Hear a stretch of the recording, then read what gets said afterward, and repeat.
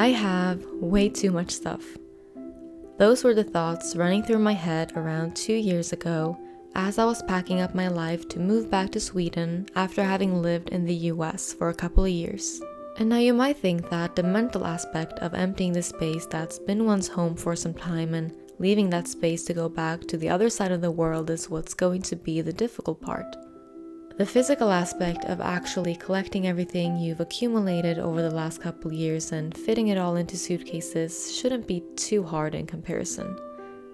Yeah, no. Spending 72-ish hours going through a bunch of stuff that didn't mean much, if anything, to me, and organizing it into keep, toss, gift, or donate wasn't exactly how I had imagined I would be spending my last few days there. But hey, I'm not bitter. Because after all, dealing with that was what put things into perspective for me.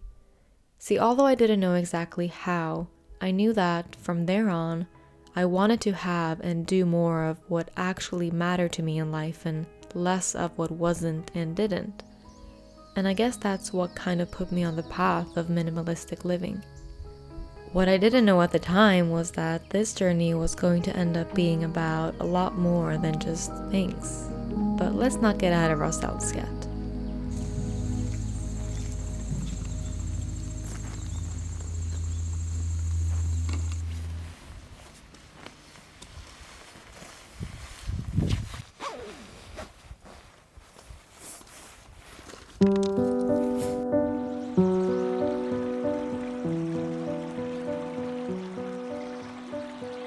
Now, minimalistic living means different things to different people. To some, it means selling everything and moving into a van.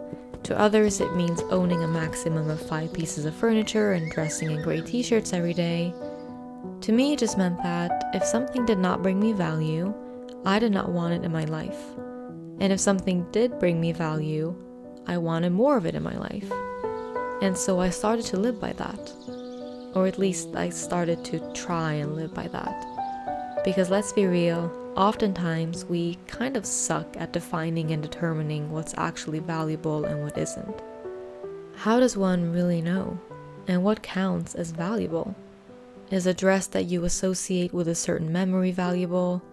Is a person who treats you poorly but makes you laugh valuable? I think those things are just what you learn to figure out along the way. But roughly speaking, to me, if I love something or need something, then it's valuable, and anything else will have to go. Now, love and need are some pretty strong words, which is why I say roughly speaking. Love in this scenario could simply mean that it's something I appreciate, and need could just mean that something is necessary. And neither needs to be materialistic, although that's how it started when I got back home, like getting one drawer in order. And then I would take on a bigger task, like my closet, and then the whole room. And once I felt like I was starting to get my physical belongings in order, I started looking at other areas of my life. What do my relationships look like? How do I spend my time? What about my habits, priorities, and spendings? Are those in order? What subcategory do they fall under?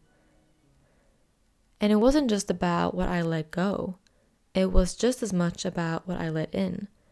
Because if you're going to let go of a bunch of shit but then let a bunch of shit back into your life, then what's the point? Now, getting into this whole categorizing thing, I started to acknowledge how everything became a reflection of something else. Thoughts reflected thoughts, actions reflected actions. Allow me to explain.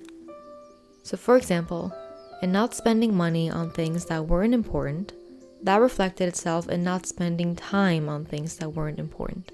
The common denominator here being spending.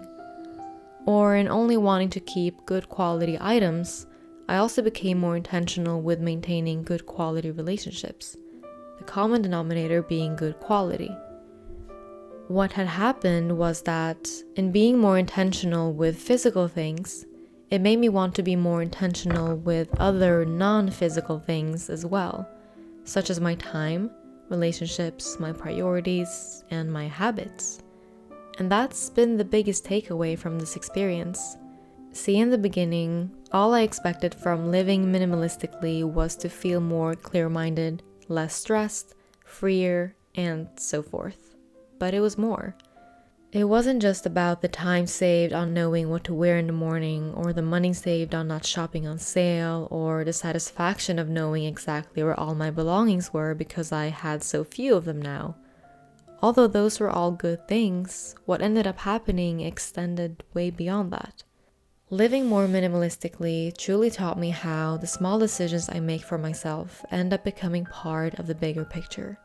And I personally have my idea of what I want my bigger picture to look like. And so with that awareness, I try to have every decisions that I make align with that. I really like what was said on a podcast I was listening to a while back. They were talking about how not finishing the food that you put on your plate might reflect how you don't finish other things in your life. Now, in some parts of the world, it's part of the culture to leave food on your plate, but that's another story. And I found there to be truth to that, in how the decisions that we make might reflect itself elsewhere.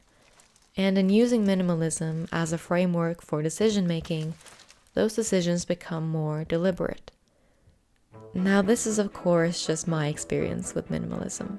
Not everyone will have the same experience, and I don't even think it's for everyone.